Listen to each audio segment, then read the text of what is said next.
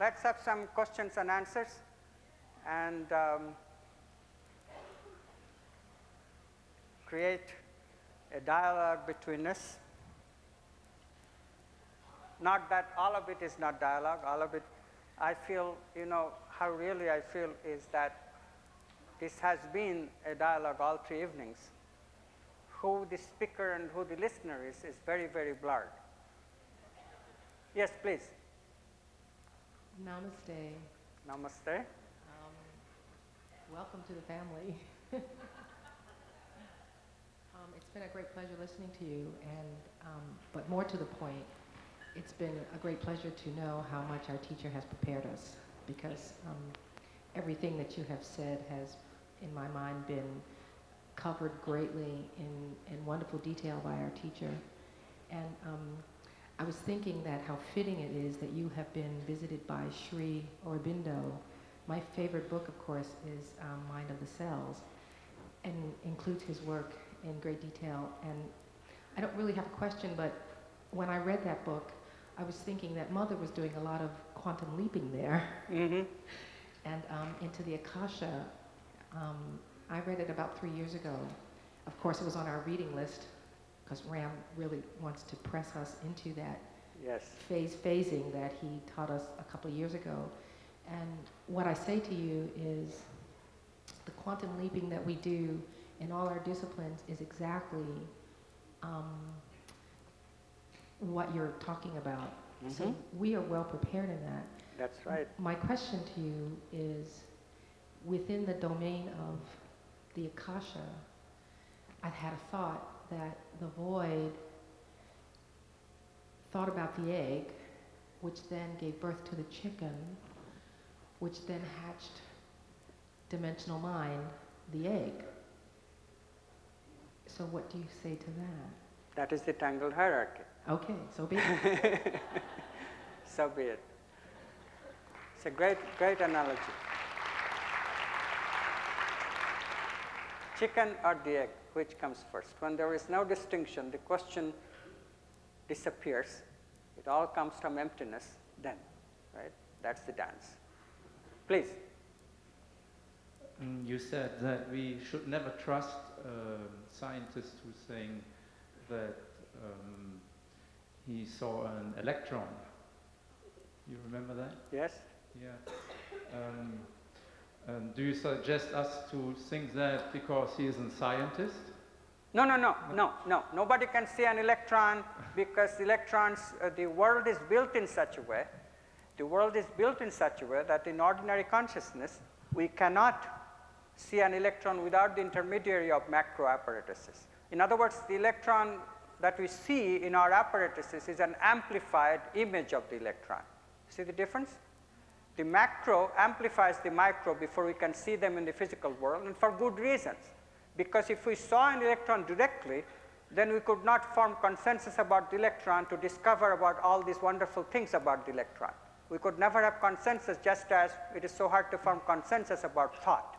We cannot really experience each other's thoughts, right? So all of our exchange of thoughts occur indirectly. And this is why behaviorism as a theory becomes at least tolerable, because, legitimately, that's what we can share. We cannot really directly share each other's thoughts, and that causes a problem. Physical theories develop very readily because we have this built into the laws of the physical reality, material reality. Material reality has micro and macro, and the micro is not directly accessible to us, only accessible to the macro, which once observed, once collapsed, does not move away very fast. So we can form a consensus. You see how it works? Yeah, that's somehow logical, but then you also said that there will be no scientist ever who can change that and see it. Maybe only if we are bound by this particular pattern of habit. This is still a habit pattern. And we as consciousness, we are not bound by it. If we get adequate approach to the theme body, we can get adequate access, creative access to the theme body, then we might overrule this particular habit pattern of the physical, And then who knows? But you see, until then, physics, this is what conventional physics is. This is what we see today. This is what the laws of physics dictate to us right now, that nobody can see an electron directly, only by amplification through an apparatus such as the Geiger counter or the fluorescent screen or what have you. Okay? Yeah. Only the laws of physics today. About tomorrow, we do not know. Only fools will predict that this is going to be Yeah, like but this. that's what you said, yeah? There will be never a scientist who can see that. Yeah? No, no, that's not what I said.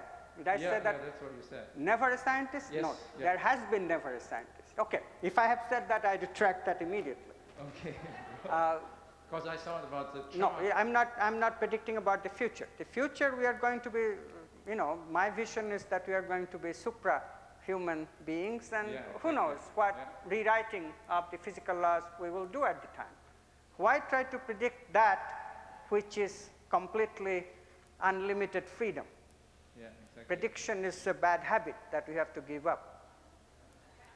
Okay, fine, thank you. Huh? Welcome. I first would like to get your feelings on an item, and then I have a little anecdotal story that goes afterwards on it. When I was in high school and college, the double slit experiment just enamored me, and I played with it and played with it and played with it. And I began to understand the interference patterns a little bit better and a little better. And one thing that came forward to me the other night when we were going through the subject-object split, our brains are very obviously filled with subject-object splits. And these splits form essentially slits. When we project energy or light through these slits, we project a hologram, which is the sum total of everything that we're in a paradox about. And as such, we create the new reality. This is sort of the way I see it. I want to get your feelings on that. If we are creating new holograms, see, our problem is that we have the habit of looking things through the memory pattern, which are all these conditioned holograms. So the holograms we pick to see, if we can make them into new holograms, see, that's the creative leap. Right. So the possibility of creating the new is still the problem. Okay? Now we perceive things all the time, but as T.S. Eliot says, to perceive it as if for the first time.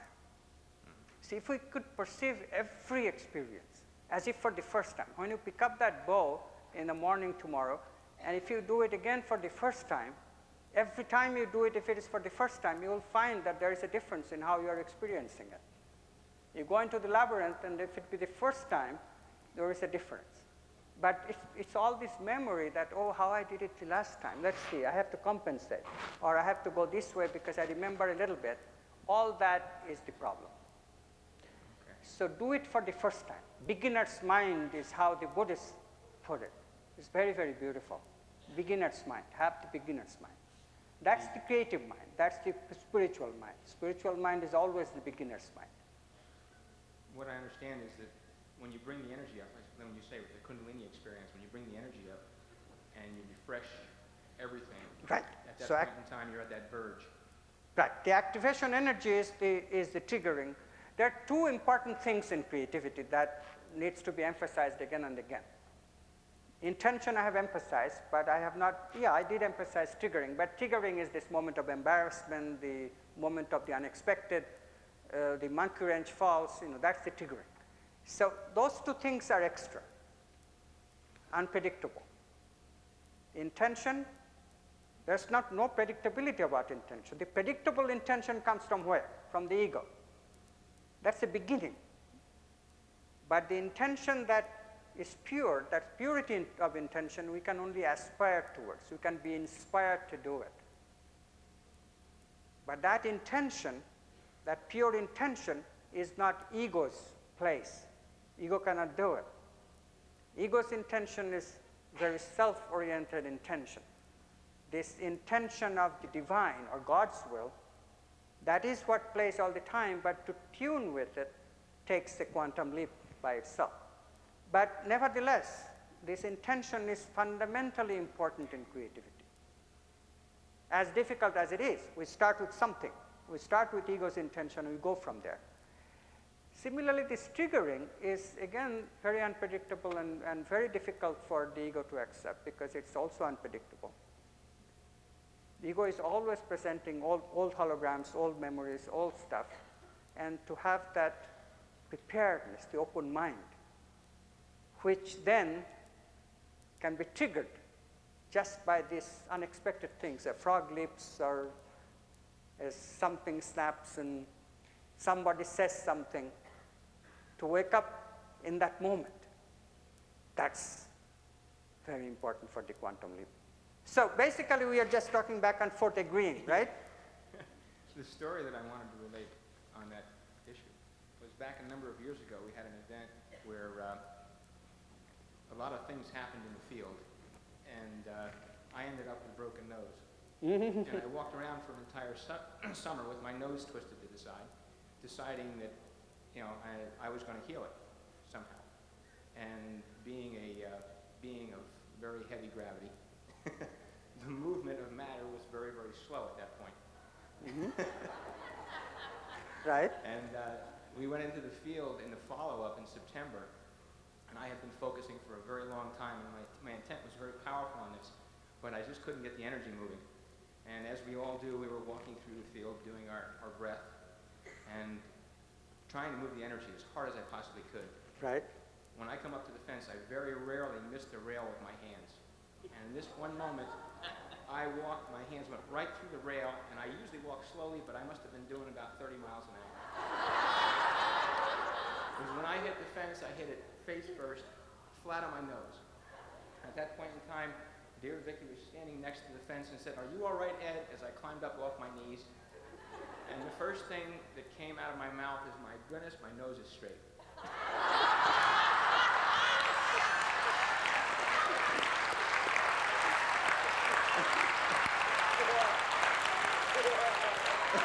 Beautiful. In the midst of that process, there was so much white light in my head that I could not see or feel anything for about 30 seconds. But I kind of equate that to blowing away a few of the slits that I had up there that were very, very well entrenched control mechanisms. Yeah, you definitely had an enormous amount of ambiguities and possibilities from which all this took place. Yes. But this is this is precisely the kind of thing that we become very sensitive to. So the mind was ready. Yes. You see, Thank you. that ready mind.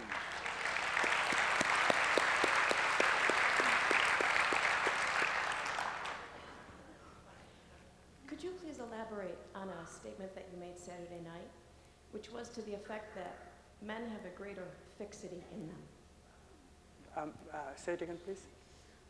You used the word fixity, and then you used the word rigidity. Right. Fixity and rigidity are about the same thing. But could you repeat what I exactly said? Mind has a fixity. Is that? No, you Men said men have more fixity than women. Is that what I said? Yeah, because this is the thing. I mean, this is just a cultural thing in most human cultures. There is now some experimental, or rather some research evidence by Carol Gilligan at Harvard. What she did was to set up a group of 13-year-olds, boys and girls, and gave them moral principles to work with. And what she found was remarkable, that boys applied the moral principles as rote. As rote.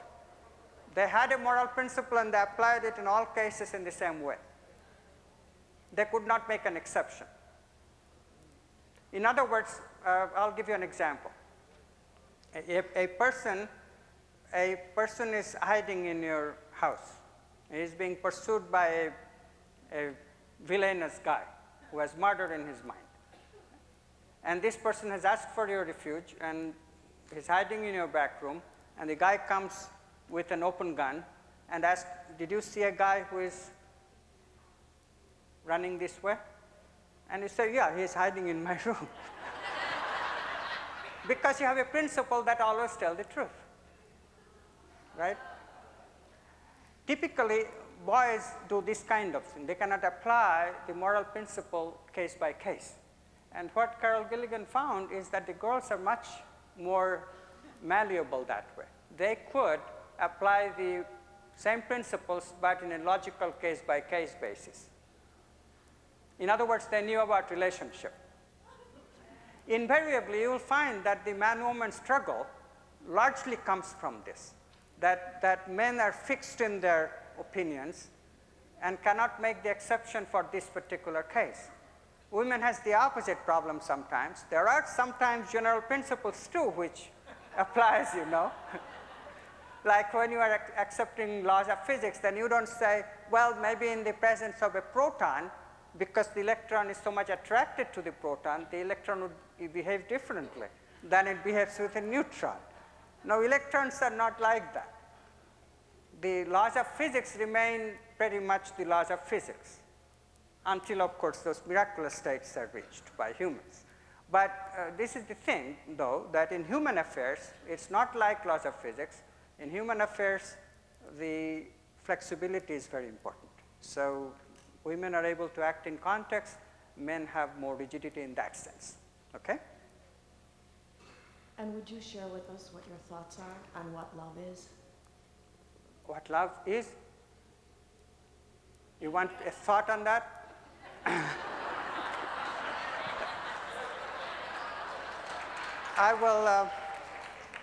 I'll tell you my experience. See, being a physicist, I really had a hard time with love.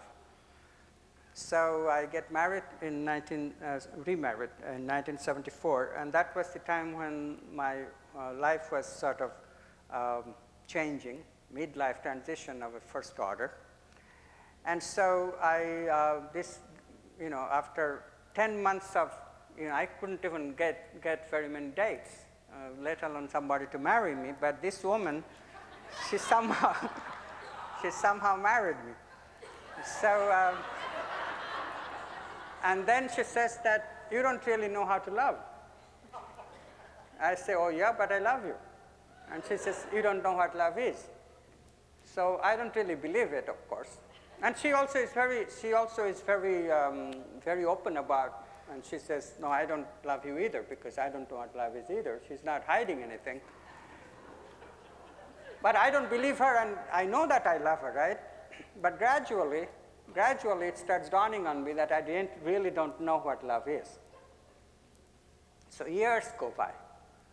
It's like 1985, and I realize something about consciousness being the ground of being. So now there is no excuse but to admit that I don't know what love is. By that time, it has become clear. That much. So now I make a public announcement to myself that, okay, my job now is to learn to love my wife. So I really make that into a practice. But she knows, and I know, and she still complains that, no, it is not it, and you're not doing it. I remember, sitting by the window of our house on the living room sofa long after she has gone to bed, thinking, what does she mean? What is it that I'm missing? So this went on for a while, and we almost broke up, and so she goes, one day she angrily, she decides, well, I'm going off for a while by myself. So I said, well, what have I got to lose? I will also go off by myself.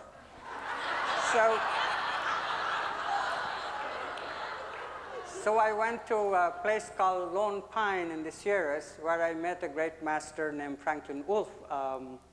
In his proximity, I had great experiences of happiness. Wolf was by then dead, but I rented a cabin on his ranch from his granddaughter.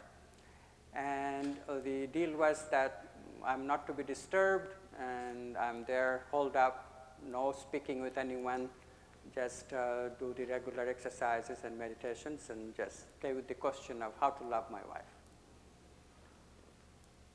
On the 6th day of this, I still remember very vividly, Eastern Sierra, the other side of the we are on up about 6,000 feet high up on the Sierras. The other side has another mountain series, very old one, Inyo. And the afternoon sun, late afternoon sun, was creating kind of miraculous light show by reflections and dispersions, etc. And it just looked wonderful, and the atmosphere all of a sudden became very magical. Mind you, I haven't spoken for 6 days, and I have been staying with that question, and all of a sudden thoughts disappeared. And a series of realizations started taking place, all in about a 15-minute period, for which I cannot really give you a description of anything, but I can only tell you the aftermath. The realization was a series of pictures of how the problem has been that I'm always, all the love that I was expressing was the love of a being who is capable of doing something for the other only when he has the upper hand, only when he is magnanimous, you know, that kind of loving and giving. We can give when we are clearly superior. I can love you because you are my wife and you serve me in a certain way. And I realized that, but she is the same being who has the same predicament. Her ego also determines the behavior, which is again the head honcho in her world, and she has the same kind of right, same kind of prerogative, the same kind of ambition, the same kind of thinking, the same kind of aspiration, the same kind of inspiration that I have, and the same kind of predicament that I have. And this predicament is, of this simple hierarchical predicament is in which we live, because we live in our ego. For that moment, there was no ego, and it was clear that the relationship of love is tangled hierarchical. If I recognize completely that she is another being, and I'm truly fortunate to have this being to be my wife, I'm truly living a miraculous relationship because this woman has accepted me as her co-partner in the search for reality, in the search for happiness, in the living happily with me in this manifestation this time around. As it became clear that that fortunate, wonderful coincidence, there was love. I cannot tell you anything more than that. That was my experience of love.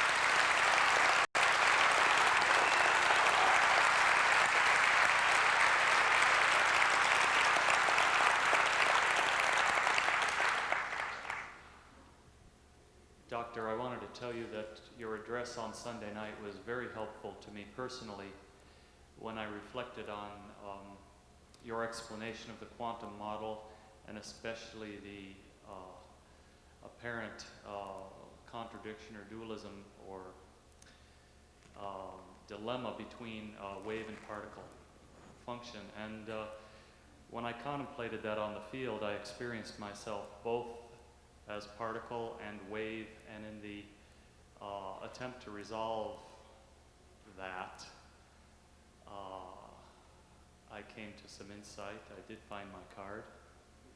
Mm-hmm. You helped. Thank you. Very good. Now, very good. Yes? It is that capability of becoming a wave, you see. If we could just let our particle nature go and live in the wave nature, the uncertainty, the ocean of uncertainty, and just waving and play, then it's not necessarily predictable. So not then always. See, that's when we make it predictable again. Yes. But then there is possibility. Without it, there is not even possibility. Good. Please proceed.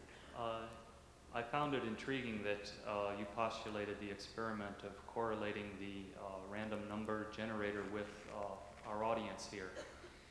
And I wanted to suggest that if that is ever proved, that it could also track the phenomenon of the field, because when we participate in that,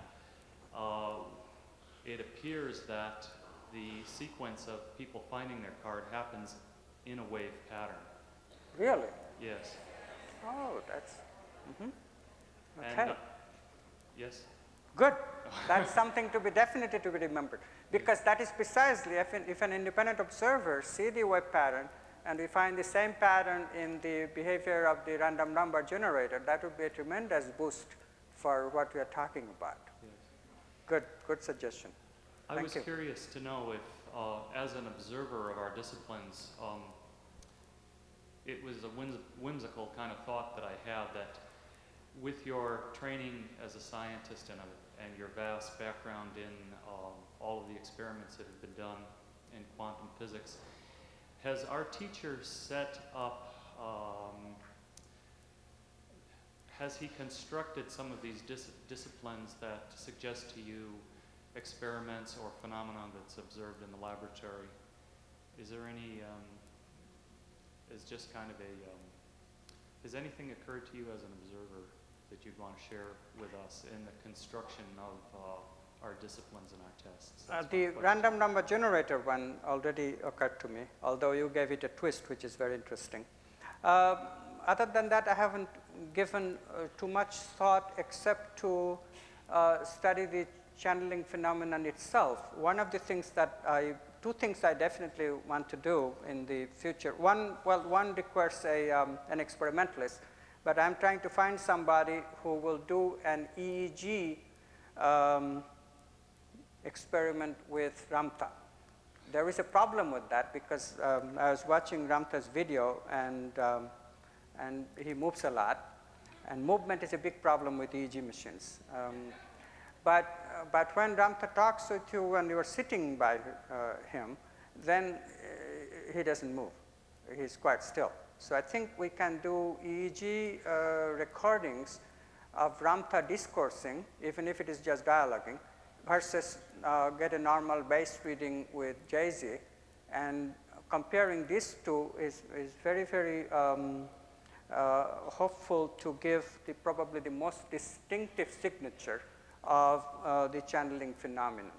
Because in Brazil, the case of Dr. Fritz, I don't know if any of you know, well, Dr. Fritz is a German surgeon, again, another disembodied being, not a realized or enlightened one, but a doctor, a very good one. So what happens when people channel him is that they are able to perform surgery, unusual surgery, very qualified surgery. So a couple of people, Gilda Mura and Norman Don, and I know Norman Don personally, he's a very, very good experimenter. They joined together, and they had the interesting idea of putting EEG machine to these channelers. And actually, there have been so far 3 channelers, one after the other for Dr. Fritz. And they did the experiment with the latest channeler. And what was very curious is that the normal EEG pattern, brainwave pattern of this guy was very much like most people have, which is beta frequency, beta mode. Beta mode runs from about 20 to about 40 for most of us, and stays around 30 for most of us most of the time.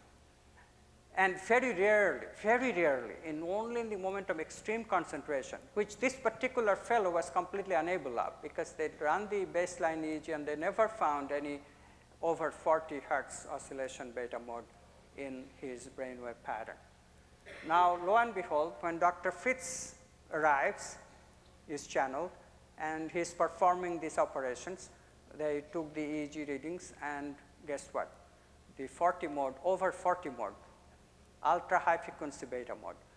So this just caused a complete commotion at the conference. They reported it. I was at the conference. I was a speaker in Brazil. And this was a major highlight of that conference. So I think that, that here is a very, very wonderful opportunity of, again, I mean, there was already psychophysiological tests that you heard about, for which there was a conference in February. But I think here is another very, very good, good research that could be done. The other research that I want to do with, again, with Jay-Z is to see if, see, one of the things that we theorize is that there are 2 things going on here in Jay-Z's relationship with Ramtha. One is that there is a non-local window, and I was talking with Ramtha today, and he confirmed it, that there is a non-local window which is open to Ramtha, so at which level Ramtha is the 35,000-year-old Ramtha, which also, you know, as I told you on Saturday night, that time really is timeless at some level.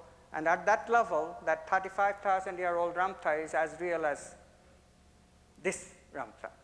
So there is that going on, this non-local window, which is completely open to a realized being such as Ramtha.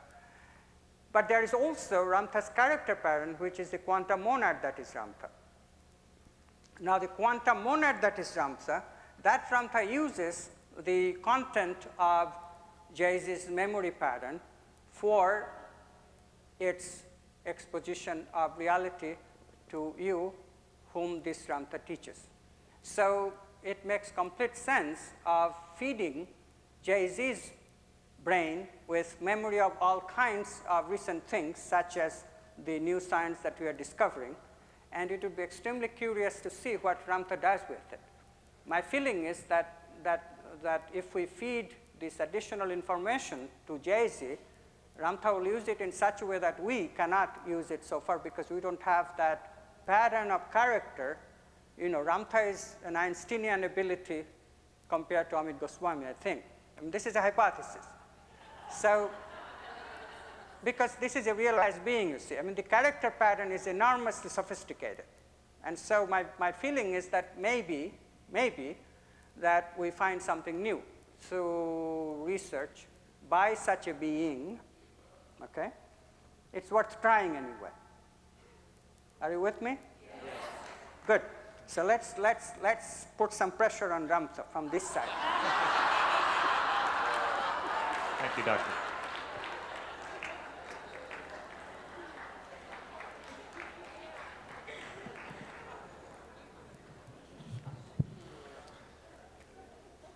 In your discussion on the vital body earlier this evening, could you go back to that and from the perspective of harmonic interaction between two or more individuals, harmonic resonance in the building of that vital energy, such as we experience here in the group with you and with Ramtha, and individuals experience with each other, whether in a love situation or other experiences. Could you, and then also the reminder to talk about your December trip. Good. Yeah, very good point. This, like all spiritual work, you know, Jesus long time ago said, when two or more are gathered in my name, there I am in the midst of them. We see this verified many, many times. This is why we assemble. This is why such a big assembly, the more the merrier, they say, but they don't say the more spiritual. That's the truth.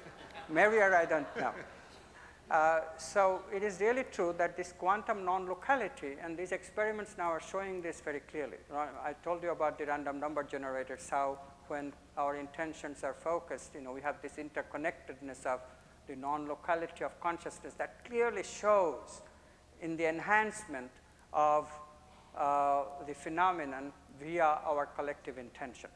So the same thing happens in prana. There's no question. Dr. Nagendra, this trip that he mentioned, I will take a whole bunch of people, about 30, through the Institute of Noetic Sciences. You may have seen a poster in one of the bulletin boards. We'll start on December 8, and we go until December 22 if you wish to come back for Christmas, or we'll go beyond another week to stay a couple of other places.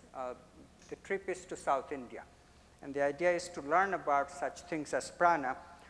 And Dr. Nagendra, who is one of the people in Bangalore who will teach you about prana, he's a much better exponent than I am. Truly, I must admit to you that I had only few experiences of this sort, and I do practice regularly, but I'm just a tadpole in the research with prana. But this guy, Nagendra, he really has just superb experiences, and he's a scientist, and so he not only is a mystic, but also a scientist, so he also develops new methods. So, and he demonstrates this, that the collective nature of pranic movement. He calls it pranic energization. So it would be a very unique privilege for all of us to share again and go and learn and get insights. So if you want to come, please contact the Institute of Noetic Sciences, their cross-cultural journey program. Okay, thank you. Thank you for reminding me of it.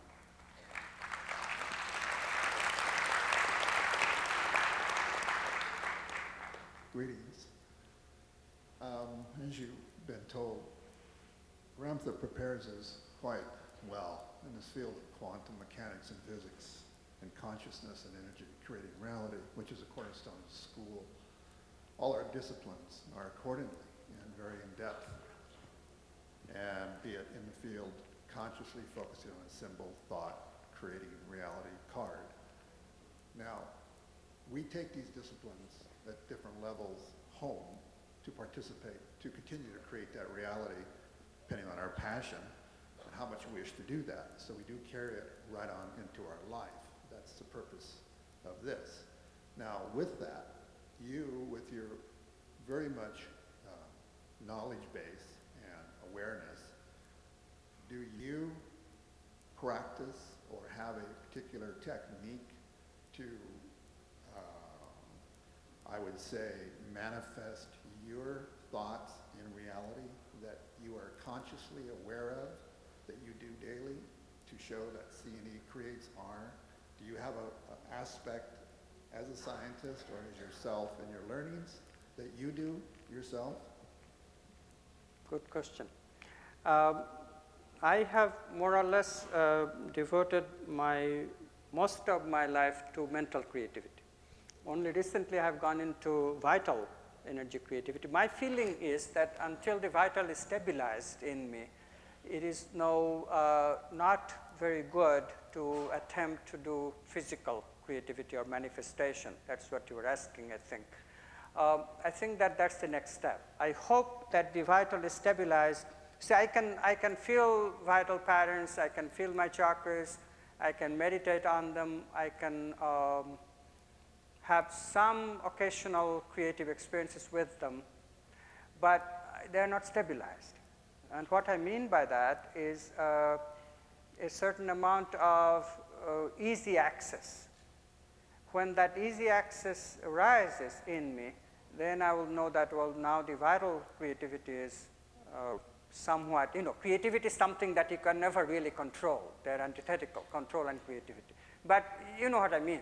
Then you feel that you now know how to roam around creatively in the forest of vital energy, right? Yes. When I am able to do that, then I'll turn to the practice of manifestation in the physical. So ask me this question in another 5 years. Because in the midst of learning what we're learning. No, look, in the presence of a guru like Ramtha, it's okay, because Ramtha will watch that you don't do any harm. But it is very important so the physical laws that consciousness has created, we have created for a good reason. Because if it was in the hands of unwise people, imagine the havoc that could be created by this, right? So that's why this kind of thing can be done only when you have access to a great master. Now, of course, I would change this if it so happens that I can work with Ramtha or somebody like Ramtha, then I would change in a moment and I would say, whatever master, I'll do it. But that hasn't happened yet. Okay? All right. Thank you very much. Mm-hmm.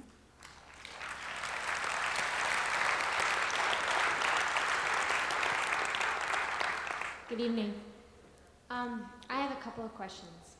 The first one is regarding the statement that you made about energy centers in the body. My understanding of the quantum is that any piece of matter, any coagulated mass, is something in which the possibilities have collapsed, correct? No, the coagulated mass itself is not, possibilities have not collapsed. what is taking place is still possibility unless we have looked. It's very important that even the table, a coagulated solid, as you would say, has that coagulation pattern. It's cohesive and it's staying together and its center of mass is very fixed, but all in possibility. Okay? So it has possibility structures. One part of the possibility structure is that it's a standing wave, waving, but while standing, so it doesn't spread at all. And another part is the center of mass, which is spreading just a little bit while we are not looking. But nevertheless, they are all waves of possibility. When we look, then they are solidified. There is a quantum mechanics demands that we reprogram our picture of reality this way. So when I look at my hand, possibilities have collapsed. That's correct. Okay, so let's say I'm looking at my hand. You're saying that the energy centers in the body are places where the possibilities collapse. Is that correct? Right. The correlated possibility of the physical and the vital body in this case, just as the brain is the place where correlated possibilities of the mental and brain and the vital occur at the same time, and so that's how the brain makes maps of the mind. Similarly, these chakras are the places where the physical body is making maps of the vital living. For example, why does the navel, for example, has the attributes of instincts such as envy or jealousy, ego instincts? Because that's the place where our basic all the living part of our the stuff that maintains us, maintenance stuff, is located. The liver, the stomach, all of it is our maintenance, our food ingestion and all this. You see how it goes? So it's connected with maintaining us, security, and so that's where our base ego is, base survival ego. So these are all survival emotions: anger, jealousy, envy, survival instincts. All these are vital body functions that has been mapped in that area of the body. So that chakra represents that place of insecurity in us, which tries to preserve us and therefore has all these instinctual emotions. Is that becoming a little more clear? Well, actually, that wasn't my question. My question relates to that. My question is, in terms of the quantum mechanics of it and the collapsing of possibilities, what is the distinction between my hand, when I'm observing it, and it is, an actualized particle, let's say, because I've observed it, and these chakras? What's the difference quantum mechanically, energy-wise? I mean, why is it that the we make this energy-wise, distinction? the hand, of course, there is a cellular level of vital energy pattern that is also in the hand, so there is collapse of wave functions going on everywhere in the body. Right. That is not debatable. This is why somebody referred to mind of the cells. This is what Mother was working on. Right, that's sort of what I'm asking. Yeah, no, that part is, but the chakra places are special places still, because that's the places where these instincts are played in a very major way. Because these conglomerates of the cells, they have very special functions. So yes, we did this mudra and we immediately can feel the prana of these cells, the vital energy of these cells. But the vital energy that is coming in these chakra points, they're especially powerful and therefore very specially significant. For example, all the body cells are important, but the brain still is a main conglomerate of our body. There is no denying that fact. Similarly, these other chakra points are a little bit less important than the brain, but they are more important than the cells of the palm. You see what I mean? Yeah, in other words, the body has a hierarchical structure. Brain is the most important, and then it goes like that. Yeah, no, I accept that as an assumption or a statement. My question is more along the lines of scientifically, in terms of the quantum mechanics of the cell or the energy function, how that's different. How my hand does not reflect the energy of my entire system as a whole. What is the actual? Because the conglomerate has a sort of a life of its own. Conglomerate is different than the one cell. So in the hand, basically all the vital energy patterns that are there are the vital energy patterns of the individual cells. The hand is basically a conglomerate of the individual cells, but the conglomerate does not have any special function. All the functions of the hand are guided directly by the brain with the nerves. So hand itself, that conglomerate as a vital energy pattern is not mapping anything special of the vital body. But the chakra here, or the chakra at the anus, or the chakra at the heart, these are very special places. Like here, the thymus gland, it's an immune system, very special place. Immune system is an important conglomerate system of the cells that have additional property, addition to the individual cells. Brain, of course, is the fantastic examples of the individual cells do not have the power of mapping the mind, but the brain as a whole, the conglomerate does. So the conglomerate, think of the conglomerate as a special being. So we really, in the vital body wise, we are a fragmented self of all these 7 cells that Ramtha calls the 7 seals. So when we integrate them, that integration has a special power upon our total wholeness. That's the special thing about it. It's not necessary to integrate all the, it would be of course wonderful, that was what Mother was trying to do, to integrate all the cells, all the cellular cells in addition. No human being that I know has been able to do that so far, and this was Mother's unique experiment, and she didn't complete it, but she did it to some extent. So maybe that's also important at some future point when you can do it, but this chakra points, that integration has been done by many people, and it appears from a study of them that indeed we develop unusual abilities, miraculous abilities by doing that. Vital energy capacities that is almost hard to imagine for us who don't have that access to the vital body. Does that clarify your question thank you. some? Yes, Good. and the second thing I have to ask is about the awareness and the collapsing of particles again. You said that where there's awareness, there's a collapse, and where there's collapse, there's awareness. And my question is, what about the effects of the unconscious on the conscious? What about the effects of what is unaware on the aware? And I thought about it in regards to the 2-slit experiment, because it seems to me that you can't necessarily say that the wave is affecting the particle. You can't, when it is taking on the particle form. But in terms of psychology and the human being and what we know about people, very often the unconscious affects the conscious significantly. Absolutely. And also in terms of us being one mind, if you accept that statement, if I accept that, then there are many minds which are part of my mind, which I am not aware of. And that's an unconscious. So my question is, how does that then affect me as a being, or an aware being? These are both very important questions. So the first question, of course, is what we have been talking about all along. The unconscious processing is extremely important for what will happen in consciousness later, because this unconscious go on proliferating. It's not that unconscious is a stable, rigid thing. There is movement in the unconscious. There is proliferation of the possibility waves. It moves as waves, and therefore the unconscious has enormously more potential than conscious actions, where we limit the potential.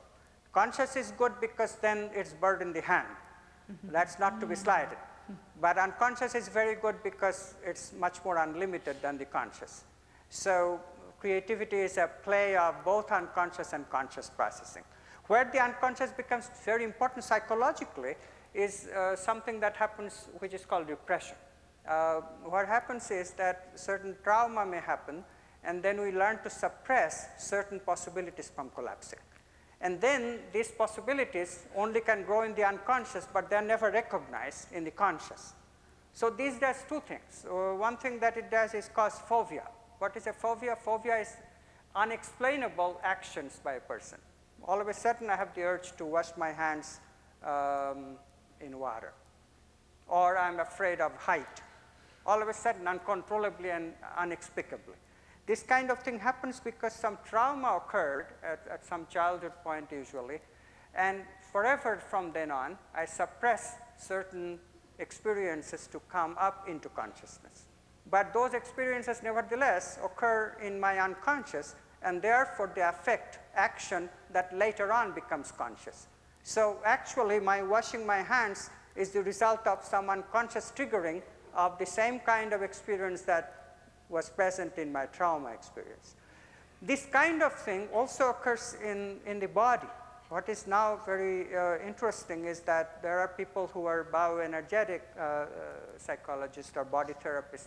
They find that there are in the body some memories that is similarly recording traumatic experience of the past, which consciousness never collapses. They can even be understood in terms of the quantum mechanics of the muscles. And the curious thing is that when you understand it, then you recognize that if that experience can be relived, and indeed by massage, the skillful therapist can give you the opportunity of reliving the experience, and that reliving, which the psychoanalyst does by letting you reminisce about your free associate with your thoughts, that reliving gives you another opportunity of collapsing the repressed part of the psyche. So this kind of effect is understandable and of course forms the very root of clinical psychology. Thank you for the question. Yeah, but my question is more along the lines of how is that seen in quantum mechanics? Yeah, this is the way. Quantum mechanics, we see it as, in creativity, we try to collapse new possibility from an old plethora of possibility. In psychological counseling, what we try to do is we try to relieve possibilities that are never collapsed because of a trauma that happened in the past. But you see the same process. We're trying to collapse something that consciousness is not collapsing because of variety of reasons. In the case of creativity, consciousness is not collapsing because it's conditioned. So there the idea is to decondition so that consciousness will collapse the new. You see? In therapy, what we try to do is consciousness is not collapsing because of the fear of trauma. We're trying to relieve that anxiety so that consciousness will now collapse that wave function again, and when the trauma will be released. Sometimes it's just simple acupressure, which will do it. There's a guy named Callahan who has devised a fascinating method of just applying special touches at special places in the body, which relieves the trauma. And the phobia is instantly cured. So it's the same process. In quantum way of thinking, you see, it's the same process of collapsing a wave function that is not being collapsed, collapsing a component of the possibility structure that has the key to the disease in one case and to the creative question in the other case. I guess I have a problem with that because it seems to me that the possibility has collapsed insofar as it's an integral part of the person already. It wouldn't affect them if it weren't, unless you accept that possibilities which haven't collapsed affect us, which is my question, because if that's so, then this miraculous possibility of myself could be affecting me even though it hasn't collapsed yet. I ask you to rethink this a little bit because I'm saying that it is the non-collapsing of it, which is why when I'm conscious of it, I'm doing something I don't know why. You see, that suggests that certain possibilities have crept in of which I'm not aware. So certain things are present in unconscious processing, but I'm not conscious of it. See what I mean? And that's what gives us these phobias, because phobia is unexplainable behavior. Why am I washing my hands all of a sudden? But I don't know why. I don't know why because I have not admitted to myself that these possibilities that entered my psyche, the thoughts, that was associated with some trauma in the past, which I never collapsed because I'm afraid of it. See what I mean? So and yet there's some part of you that does know why. So this is the part, this is why we say that the idea of therapy is to make the unconscious conscious. So if we can collapse, make the unconscious conscious means only one thing, start collapsing again. Don't be afraid of collapsing. This is really the answer to both, is don't be afraid of collapsing, right? It's the overcoming the fear of collapsing the new in one case, and here feeling fear of collapsing the past because it was traumatic in the other case. But it's the same thing, same side of, two sides of the same coin, the fear of collapsing something from the old because it was traumatic, fear of collapsing something of the new because you will topple the cart that works, that is called the ego, right? So just to close, you don't think, you personally, that the unconscious, or something which is not made aware to the person or the observer, you don't believe that that has an effect on what is aware? No, I didn't say that. Unconscious does have the effect, It right? does. It does have the effect. And so insofar as we are one mind, some other aspect of this one mind could have an effect on my mind. Absolutely. That part is the correlated Right. correlated part of individuals, and it's extremely important to recognize that we live in relationship. So how we are with our environment, with other human beings, has very important effects on us. We must be aware of them. Just as in love, similarly in hate. If we live, there is a saying in Buddhist traditions that if we live peacefully, just a few of us, then in our vicinity other people will start feeling peaceful. It's that powerful. And you know it here already. If there is joy here, and there is joy here, and joy begets more joy. Just as unhappiness likes company, similarly joy likes company too. Thank you. Thank you.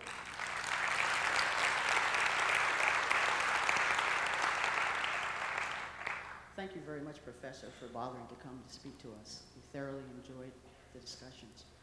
I have two quick questions. One refers back to a statement you made on Saturday in reference to often having an experience to become a believer. And I'd say that my first real experience in the school, and I'm a simple scientist, but the thing that sort of broke through the concrete for me, and I'm sure that there are many people in this audience that have had similar experiences.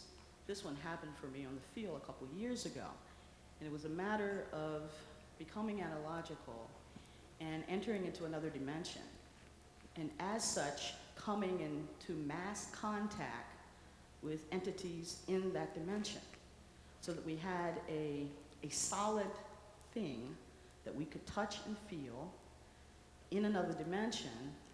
And I'm wondering, how do you fit that within your schema of thinking as to what was happening there? We were analogical in another dimension, and like I said, it has happened many times since, and to a number of people in this audience. How do we explain that? You have to be a little more detailed of what solid things you experienced in this other dimension. We actually felt entities that were much smaller than normal. We actually felt the hair of the head of 5 entities. Okay, that has been repeated on several other occasions. That's my own experience, and like I said, so it helped me break through the concrete of my scientific thinking. And I'm wondering, how do you explain that in terms of how you... Good. I have a friend named Mark Macy who has done, who and his collaborators have done some very good experiments where they communicate with the other side, so to speak. They communicate with disembodied quantum monads, and then they manifest their picture. For you, it's touch. Yes. For them, it's visual pictures which appear in electronic apparatuses, such as television, such as radio, such as camera pictures, even computer, most recently. So they're manifesting pictures of deceased people literally. However, one thing became very clear after I talked with him in some detail is that what they picture are pictures of the deceased people that is in their memory. So although there is a communication here with a quantum monad, but the communication that is taking place in the physical, the manifestation that is taking place in the physical, is manifestation of their own memory of the deceased person now. So you see what I'm getting at. What I'm getting at is that there are then psychokinetic ability that we have that can be released. And although we are in a non-local space, we are also collapsing wave functions in the brain still. So the brain can simulate, just as it can simulate the visual, it can also simulate touch from its touch centers. How would that correlate? I mean, so it can, in other words, you have another dimensional experience, no question about that. Right. But at the same time, the physical experience that you are having, that's a simulation of that experience. In other words, you are using your psychokinetic ability to simulate those particular brain cells that give you the feeling of touch. So well, it's like this. The night before, we'd had an active discussion in reference to, did they exist, did they not exist? The next day, and again, while I was on the field, I was not aware. It took place. There were 5 distinct heads, one after the other. How I wonderful. actually touched and felt the hair on it. Yeah. Okay? It wasn't until later that I really, it was triggered forward what had happened on the field. yeah. I had a similar experience last year in the labyrinth, where an entity actually took me by the Yeah. hand. And again, Yeah. Yes. it was of particular importance in that particular event because there were no children at that event.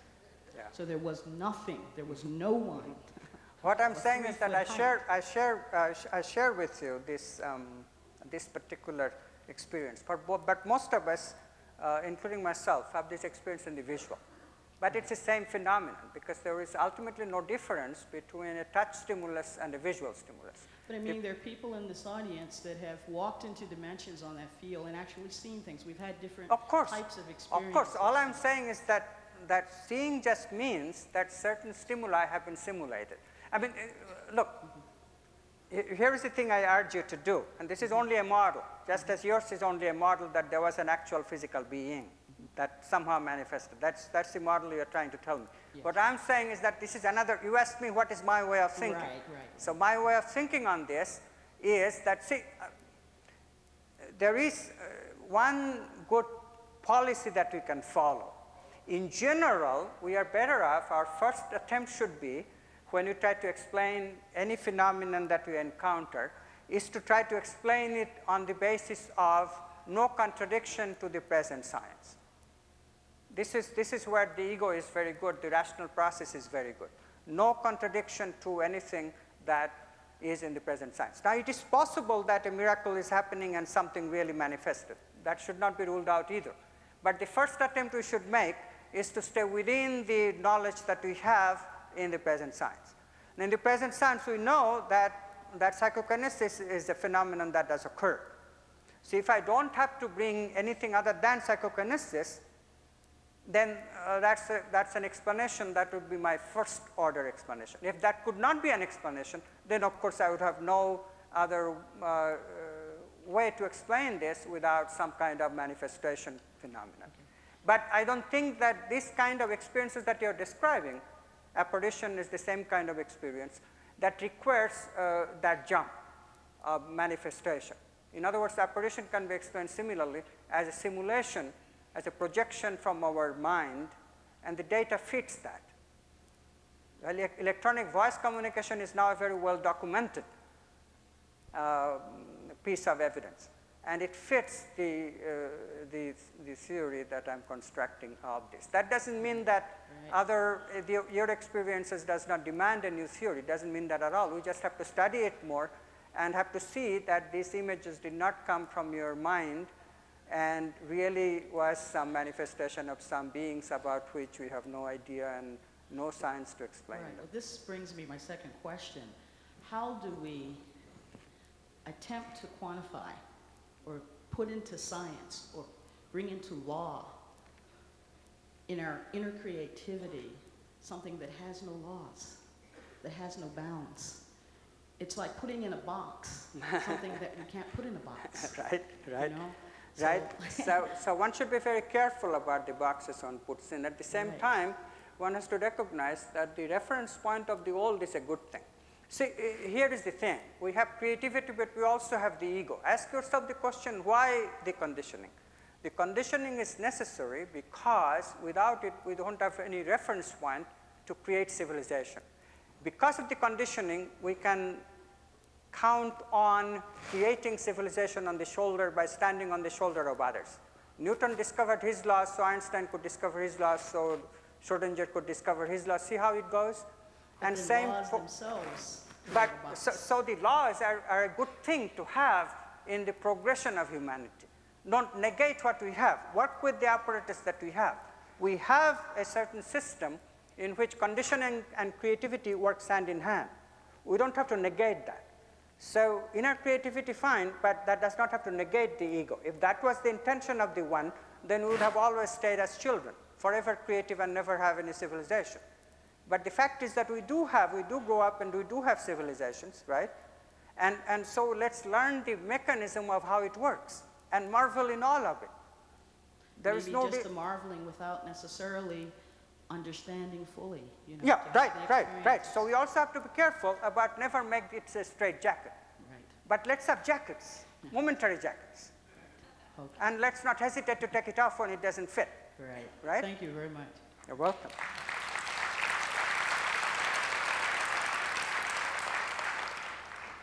I was wondering, has quantum mechanics attempted to measure the quality of the consciousness to collapse potential? For example, like the cat whose curiosity is checking out this Geiger counter thing in the box, and the man who is observing the experiment and then, you know, is making a choice whether the cat will be live or dead, and then the intent of the Christ who raises the cat from the dead. Has there been any attempt to measure the quality of consciousness behind a particular collapses the potential? Behind a particular collapse?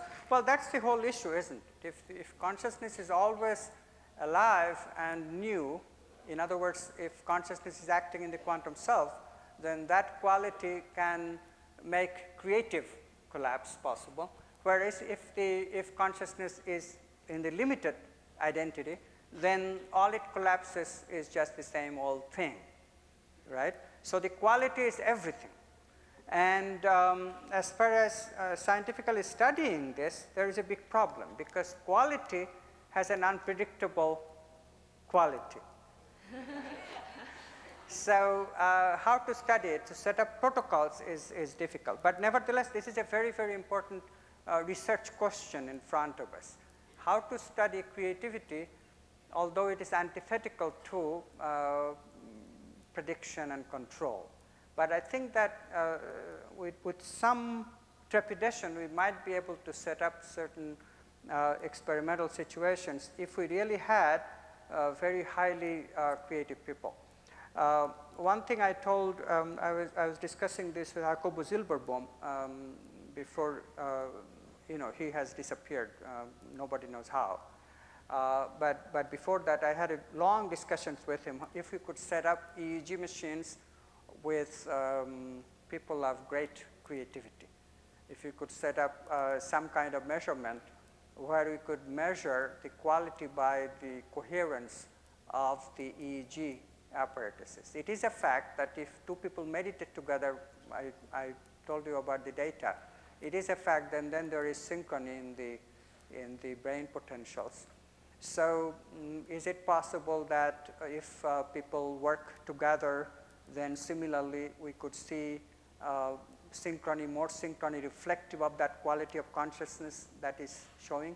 I think that similarly the behavior of the random number generator might also be used to depict the quality of consciousness that is present at a certain moment. So this kind of thing makes us suspect that this question may be a research question after all, and it will be a research question more and more once we learn how to handle this huge problem of movement in the EEG machines. Targets that move, which is how most people operate. You know, how I have seen me. I mean, I cannot speak without moving. So that's the difficulty of using EEG. So we have to do some research of getting a suitable apparatus that is not sensitive to movement. So is that like your random generator that can random number generator is one that intent? is not sensitive to movement, but we can use it only for certain type of coherence. But research is continuing. I mean, the thing that you wanted to know is that is it being done, and I'm very happy to report that yes, I think people are aware of this, that these are the good questions. Now that we are changing our attention from murder and mayhem, not in the news media, but at least in some groups like ours, we are more and more focusing on these questions. These are the questions in which humanity should be interested in. And as that interest shifts, then I think we'll have better and better information. Thank you. Thank you.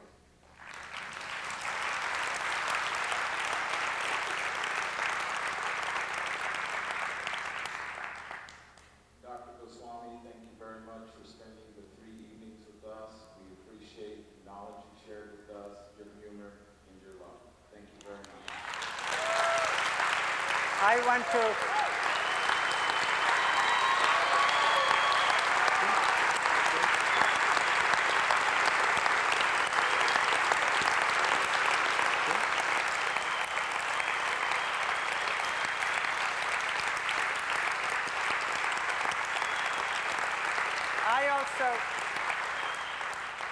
I also want to really express my heartfelt appreciation for Jay-Z, and it has been wonderful of being the opportunity of sharing with you all wonderful folks. But the hospitality that I have enjoyed here is just so unique and so wonderful. This is what needs to happen all over the world, the sharing of ideas of people who have a recognition of the potential of consciousness. And when we are able to do this, when we can come together like this, the force of this will change the worldview. And with that,